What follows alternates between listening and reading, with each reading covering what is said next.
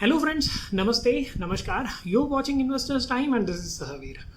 This video will be talking about a very small cap company, but it's pretty much, it's mind boggling to see its chart, the way it is doing while the Nifty is falling. It's unimaginable that, it has fallen into the second upper circuit and it is available at 113 price right now. I have a small holding in this company. I've invested about, a little chunk of money, like 50,000. And that's the reason I wanted to, delve into this stock, because I have way back saw this company at June 2019 and I wanted to redo of this stock. And that's the reason, I'm presenting this to you.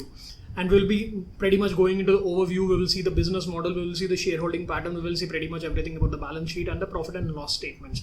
And coming to the overview of this company, it has a market cap of 576 crores right now at a current market price of 113. You might be telling, some might be even thinking to close this video because it's a small cap company. But if you see its price chart, I'm telling you, when Nifty was actually falling down, this has gone into a second upper circuit. And you're supposed to know the reason behind it, because Deepak Nitrite has given the similar opportunity in 2017-18, and this company as well has given me an opportunity for actually putting more money. Like, I must have put about 2-3 lakhs in this company, but I was pretty much learning things and I wanted to go slow. Even I have, if every company needs an allocation of only 50,000 based on my portfolio size, and for that reason I have put a very small chunk of money. But this is a lesson, and for that reason, I'm telling you not to show you some good company which we have actually missed getting into that train, but just to see what is the main thing that is driving this stock while the Nifty is actually falling down. That we need to see it, and if we are able to find that one, this can be our lesson, and that we can use it in our next stock selections and all. So this one has a EPS, generating an EPS of 4.07 currently in 2019, has a book value of 11.30, has a face value of 1. So this equates to evaluations of market cap per sales ratio of 1.59. Stock PE is at 25.98, while the industry PE is at 28. So I have pretty much target of 125, and if at all it comes to 140, I'll definitely lose this stock. It has a price to book value of 10 and a PEG ratio of 0.54. Seeing the PEG ratio and market cap per sales ratio, this is very cheaply available stock, but I'll say why I want to lose it at 140 price and all when we will see the price chart as well. So we will do a little bit of technical analysis as well. Coming to the promoter shareholding, this is a foreign promoters. So you can see promoters as 0.47. So don't think that there are no promoters. This is a foreign promoted company. The person who has actually established this company, he has done his education in Japan and he has huge links with the Japan, and that's where he has actually formed this company. So foreign institutions are 0.27%, NBFC has no holding, and this is actually good.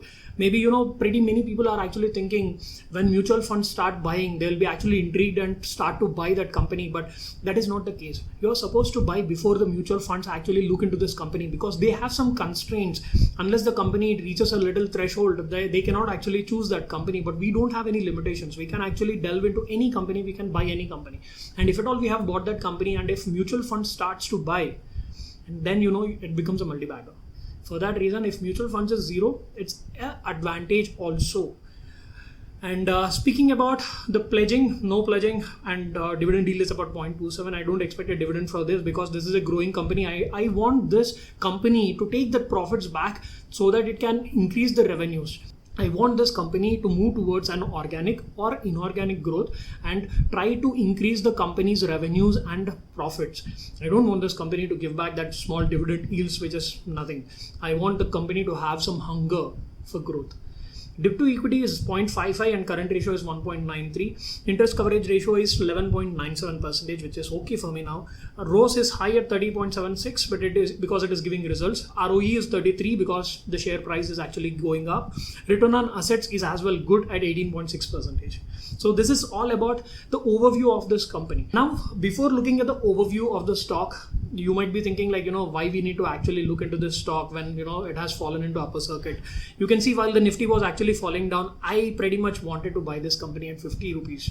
Because when I looked at the stock in June 2019, this was around 45 to 55 levels. And, I had somewhere that, this will fall till 50 levels, 55 levels, then I'll start investing. But it didn't give me a chance, man. It just increased from almost 63 levels to almost 97 levels.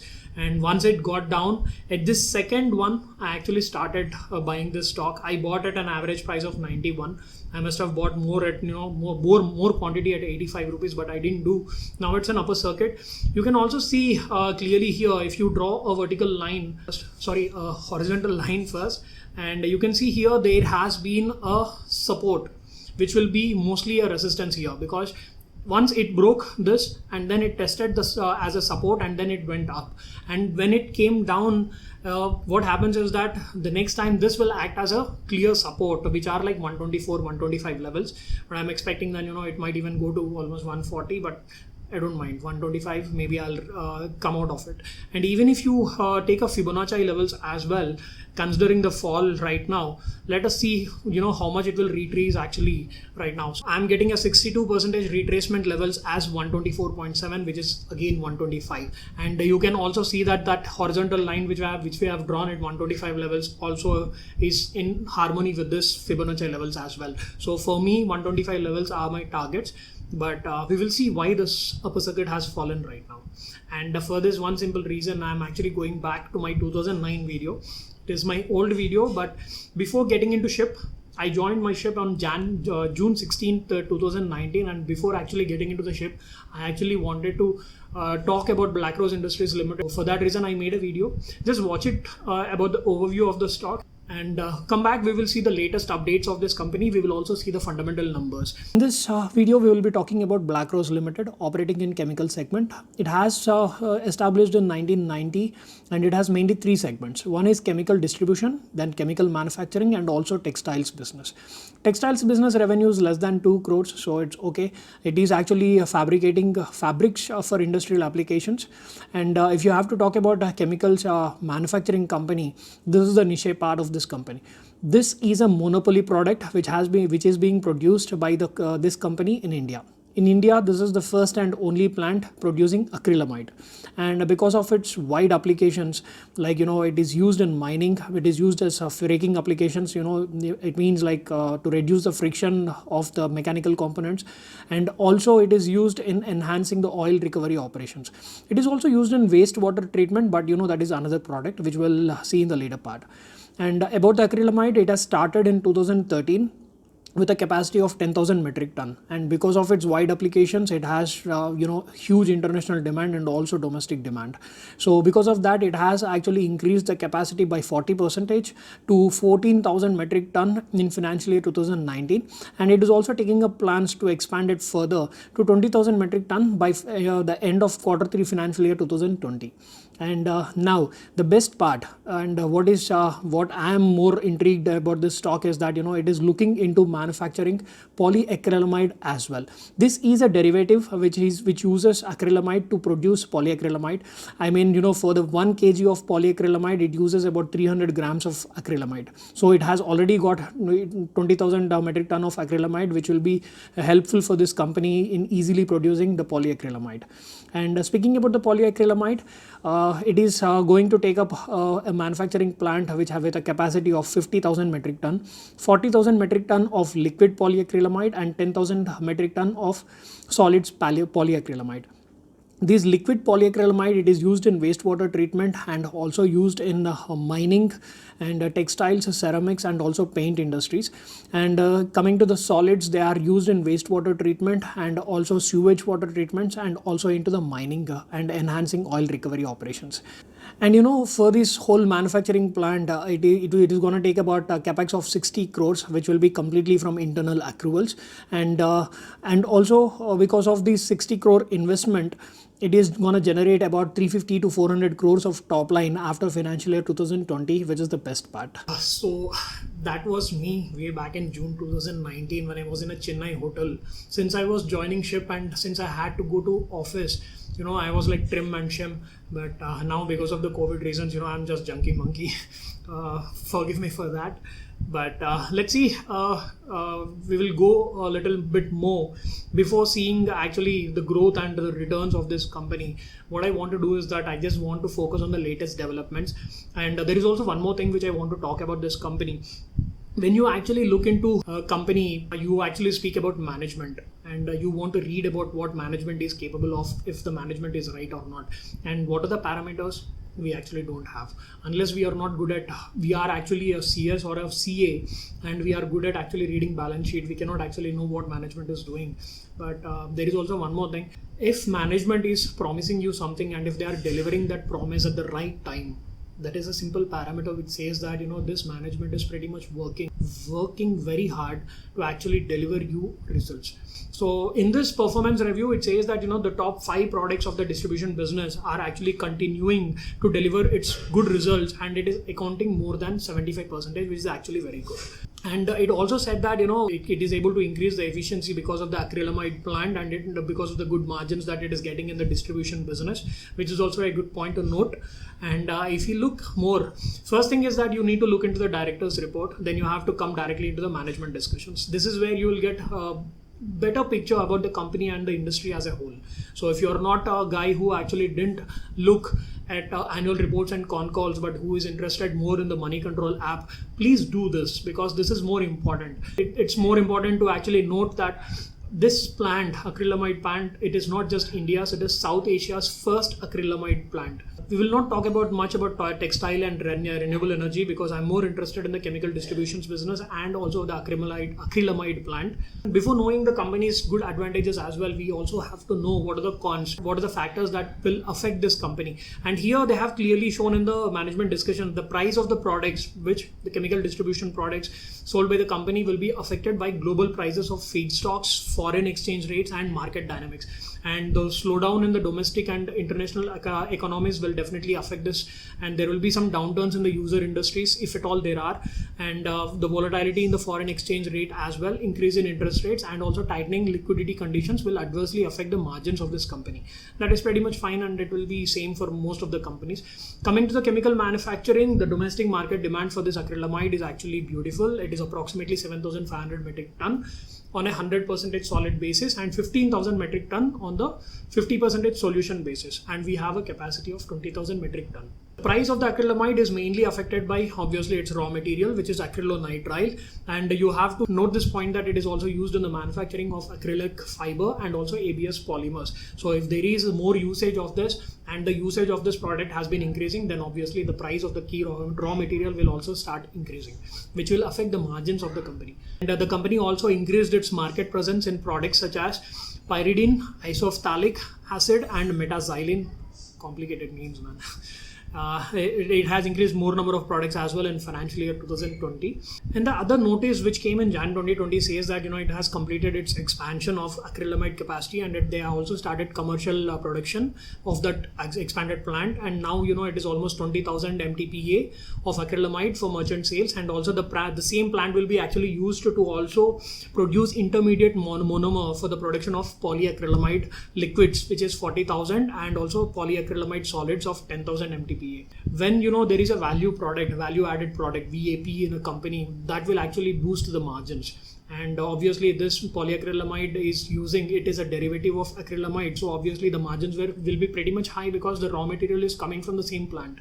And also, if we see the other press release, wherein if you are asking me if this coronavirus will actually affect this company or not, they have pretty much given you, you know, the positives and the negatives of this. You can actually see this, pause the video, and you can completely read that yellow highlighted line.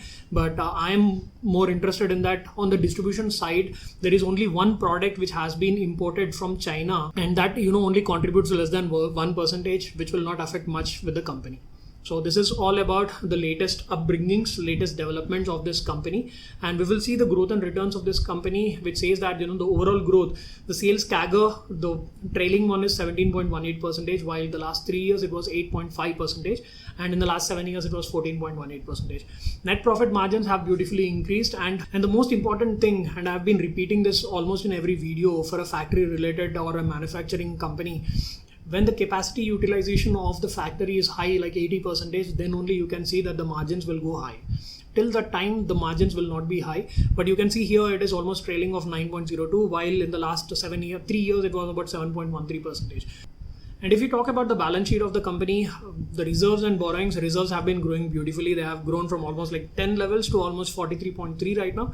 The borrowings, the most important part, they are actually started falling down from 42 levels to 30 levels, which is also a beautiful thing for this one. The net cash flows, being a small cap company, it is still generating about 11-12 crores of cash from the operating activity, which is actually beautiful for me. And net to net, they have a 2 crores of cash flows in the last 2019 year. And coming to the returns, return on capital employed has actually gone up high, and then now it is stagnant at around 21-22 levels. And while the return on equity has gone from almost 3% levels to 33%, that is because the stock has actually moved up to almost 150-170 levels in the past. And speaking about the efficiency, the quarterly margins, you can see a flat margins right now. Let it be so. Let the company actually look into making a marketing, getting into exports. Then, once the capacity utilizations goes high, then you can actually see a good operating profit margins and net profit margins. And speaking about the yearly growth margins, you can see how beautiful it has grown. It was almost like 1.7% in 2014. It has gone to 9% of OPMs, and NPM is standing at 5.8%. I want to see this at least at a stagnant growth for the next 2 years. If it does so, and if the price falls down, I'll definitely pick the stock again. And besides margins, debtor days is one thing which I'm pretty much interested in. This is one factor which will screamingly tell me if the product has demand or not. If at all a company is giving a product, if they are showing you sales or revenue by giving on a credit basis to the clients, I'll know that from the debtor days. So if the debtor days is falling down, it means that the product has demand and the clients are ready to pay cash in lesser days so that the product can be delivered to them. So this is beautiful, and they have actually even the inventory turnover has gone down to a little bit to 9.3, but I want it to 12.5 levels again. So speaking about the sales, the quarterly sales, they have improved a lot. If you see just the 9 months, forget the flat quarterly growth margins. But if you see a 9 month to 9 month comparison from the 2019 and 2020, it has been a growth of 23.8%, and now it is about 275. And if at all you add another 90 levels to 275, which comes again to 350 or 360 odd levels, this is actually pretty much good for me. So it is again 17% increase compared to the previous year. And you can also see how yearly sales have grown pretty much high. I am a non-CA guy. I'm coming from a different marine background. I work in merchant navy, but I'm just continuously trying to learn technicals and fundamentals, and I'm doing this so that I can create a mastermind group so that we can collectively work together. And for that reason, if you think I'm making some mistake or if I have to improve a lot, please drop in a message also. Expenses, we will not talk much about this. Quarterly interest payments, good part is that the quarterly interest payments are going down in the last 4 quarters. And speaking about the net profits, instead of quarterly net profits, which have actually grown on a 9 monthly basis, it has grown almost by 82%. The sales have grown by 27% or so, and this has grown almost by 82%, which is actually beautiful. So now the yearly profit is almost 21 crores, which is showing a growth of 50.8%. Even if it shows a flat growth of 17 to 21 crores, I'm pretty much happy for this company. And we will speak now about the EPS of the company. The yearly EPS, it has grown to almost 4.1 levels, while in 2019 and 2018, it was pretty much 2.5 on an average. So with a valuation of 4.1, of a trailing EPS, because we don't have too much COVID effect until March 2020. What happens is that in the next 2 quarters it will be actually affected, but still we will expect it will be somewhere around 3 to 4 or something. We will see for the price to retrace. Don't buy it when the upper circuit opens. Just see if it retraces and see if there are enough volumes. If you see some volumes there, then you can actually buy it. So this is pretty much about this company, and if at all you like this video, please do like, and don't forget to share with your friends. And if at all you are not yet subscribed, please do subscribe. Thank you. Happy investing. Stay healthy. God bless you.